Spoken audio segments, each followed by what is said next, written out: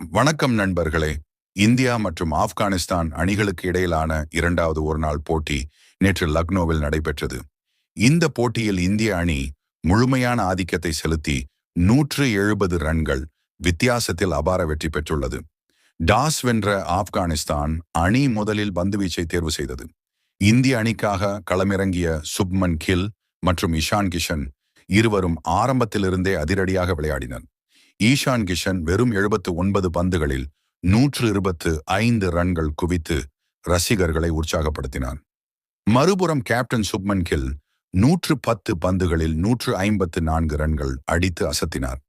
இருவரும் சேர்ந்து 224 ரன்கள் பார்ட்னர்ஷிப் அமைத்து இந்தியாவை மிகப்பெரிய ஸ்கோருக்கு அழைத்துச் சென்றனர்.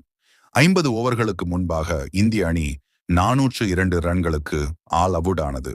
இதனால் ஆப்கானிஸ்தானுக்கு 403 ரன்கள் என்ற கடினமான இலக்கு நிர்ணயிக்கப்பட்டது. பின்னர் களமிறங்கிய ஆப்கானிஸ்தான் அணி ஆரம்பத்திலிருந்தே விக்கெட்டுகளை இழந்தது. ரஹ்மத் ஷா மட்டும் போராடி 79 ரன்கள் எடுத்தார். ஆனால் மற்ற பேட்ஸ்மேன்கள் பெரிய அளவில் பங்களிக்க முடியவில்லை. இந்திய பந்துவீச்சில் அஷ்தீப் சிங் மற்றும் குர்னூர் பிரார் தலா 3 விக்கெட்டுகள் வீழ்த்தி அசத்தினர். இறுதியில் ஆப்கானிஸ்தான் அணி 232 ரன்களுக்கு சுருண்டது. இதன் மூலம் இந்தியா 170 ரன்கள் வித்தியாசத்தில் வெற்றி பெற்று தொடரையும் கைப்பற்றியது. போட்டியின் நாயகனாக சுப்மன் கில் தேர்வு செய்யப்பட்டார். அவரது 154 ரன்கள் இந்த வெற்றியின் முக்கிய காரணமாக அமைந்தது. இந்தியாவின் இந்த மாபெரும் வெற்றி குறித்து உங்கள் கருத்தை கமெண்டில் பதிவிடுங்கள். மேலும் கிரிக்கெட் செய்திகளுக்கு சேனலை சப்ஸ்கிரைப் செய்து பெல் ஐகானை அழுத்த மறக்காதீர்கள்.